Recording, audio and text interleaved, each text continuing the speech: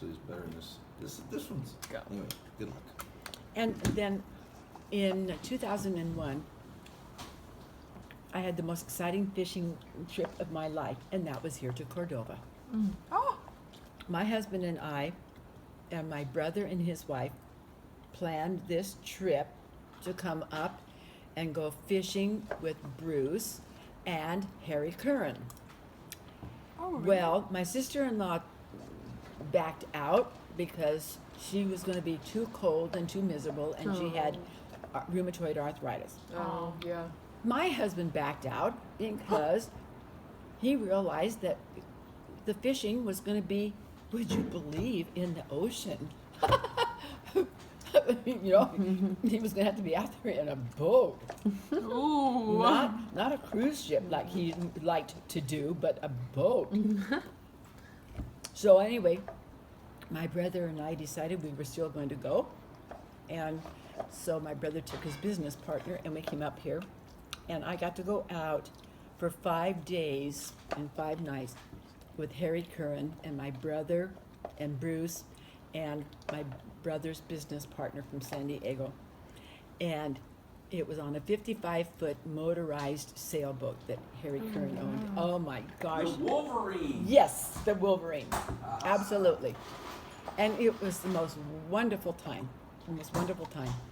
And I can tell you this was so joyful. Every morning, Harry would get up and he would get his Bible and he would go outside and he would sit where the cab is and he would just read his Bible and he would be with God.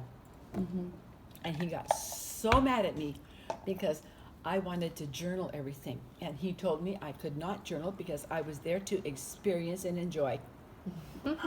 And now I don't have, and you know, when you don't journal things, then you forget. That's right. And I would have loved to have gone back and journaled that whole trip. But it was absolutely wonderful.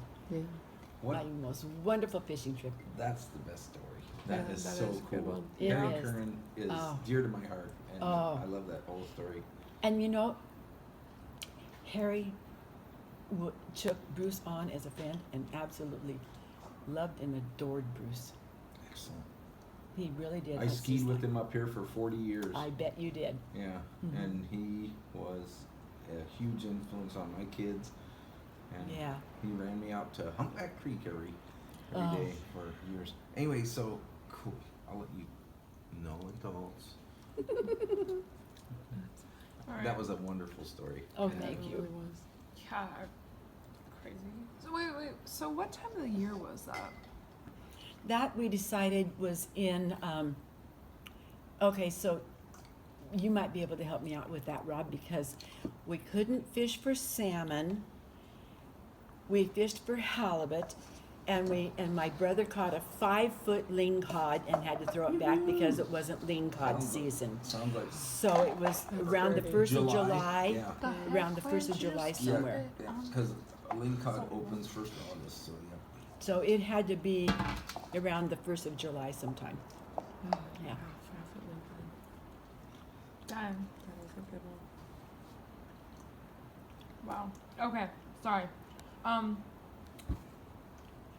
So if that was not your most extraordinary experience, what has it been? My most extraordinary? My life's been extraordinary. I'm serious. I'm going to answer it this way. Okay. I learned before I was 30 years old, probably through a women's church retreat or something like that. And I can't remember any of the details, but I can tell you what I brought from it. I didn't ask to be born. Mm-hmm. I didn't ask who my parents were going to be. I didn't get to ask any questions about that issue, about that event. And it dawned on me that because God had made those decisions, that I decided that He had given me a gift. Mm-hmm. And I was going to live my life as a gift. And I told God when I was 28 years old, I will not live to the age of 79 without having lived. And I said that to God. Now I'm going to change the date. Yeah. And I'm still going for it. And there's only been one or two things that have slipped by me that I wanted to do and didn't get to do. Mm-hmm. So it's not necessarily a bucket list. I'm not interjecting here. I'm just kind of. No, No. it's life. It's life. You have chosen a philosophical and spiritual journey Yes. that includes living as robustly and as compassionately as you can. And Absolutely. wow, that's pretty powerful. Because most of us want a bucket list. And you say, no. It's like you don't know what your next opportunity might be. So you chose that at an early age.